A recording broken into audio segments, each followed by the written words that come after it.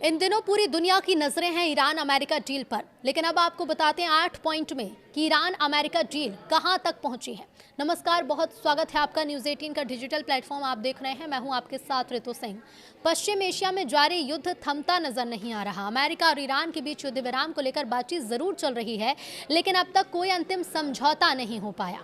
इसी बीच पिछले 48 घंटे में हालात और ज्यादा तनावपूर्ण हो गए। ईरान ने अमेरिका पर युद्ध विराम तोड़ने का आरोप लगाया, जिससे पूरे क्षेत्र में एक बार फिर से टकराव का खतरा बढ़ गया।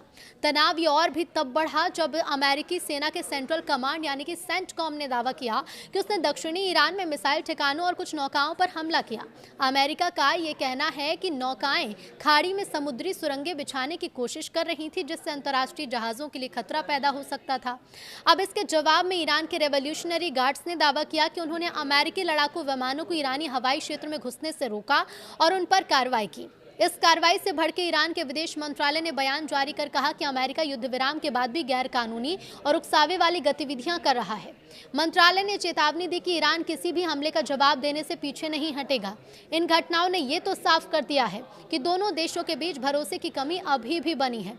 कतर में चल रही गुप्त बातचीत के बावजूद अभी तक किसी ठोस नतीजे तक पहुंचना मुश्किल है।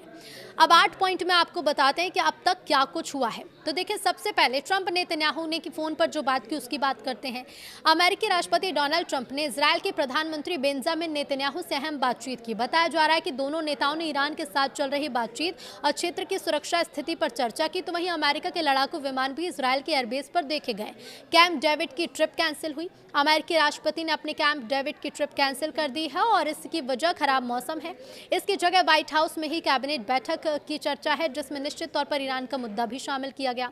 मार्को रूबियो का बयान, डील। तो देखिए, अमेरिकी विदेश मंत्री मार्को रूबियो जो इस समय भारत के दौरे पर पहुंचे, साफ तौर पर उन्होंने कह दिया कि तमाम तनाव के बावजूद ईरान के साथ समझौते की संभावना खत्म नहीं हुई। अमेरिका की ईरान पर स्ट्राइक के बाद भी दोनों ही देश शांति वार्ता की ओर बढ़ रहे हैं। इधर कतर में गुप्त वार्ता भी चल रही है। मार्को रूबियो ने बताया कि कतर में दोनों पक्षों के बीच लगातार बातचीत जारी है। समझौते की भाषा को लेकर कई मुद्दों पर चर्चा जारी है और समझौते की शर्तों और भाषा को लेकर बात चल रही है और उम्मीद है कि अगले कुछ दिनों में वार्ता हो जाएगी।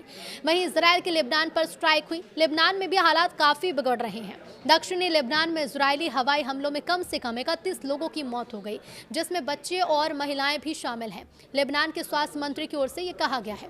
इधर हिजबुल्लाह के खिलाफ ग्राउंड ऑपरेशन हुआ तो इजरायल ने कहा कि उसने दक्षिणी लेबनान में अपने जमीनी अभियान को और तेज कर दिया है। हिजबुल्लाह ने दावा किया कि उसके लड़ाके इजरायली सैनिकों से सीधी लड़ाई लड़ रहे हैं।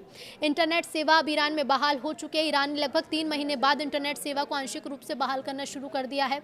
युद्ध के दौरान सरकार ने सुरक्षा कारणों से देश में डिजिटल बंदी लागू कर दी थी और दुनिया के सबसे लंबे इंटरनेट ब्लैकआउट के बाद धीरे धीरे से बहाल किया जा रहा है। कतर ईरान में भी बातचीत हुई। उधर कतर के अमीर शेख तमीम बिन हमद अल थानी ने ईरान के राष्ट्रपति मसूद पेजेश्कियान से फोन पर बातचीत की। कतर ने सभी पक्षों से संयम बरतने की अपील की है ताकि पूरे पश्चिम एशिया में हालात और ज्यादा विस्फोटक ना बने। बता दें कि कतर भी उन देशों में शामिल था जिस पर ईरान ने खाड़ी युद्ध के दौरान हमले किए। बावजूद इसके कतर वार्ता में मध्यस्थता कर रहा है और समझौते की शर्तों पर काम भी किया जा रहा है।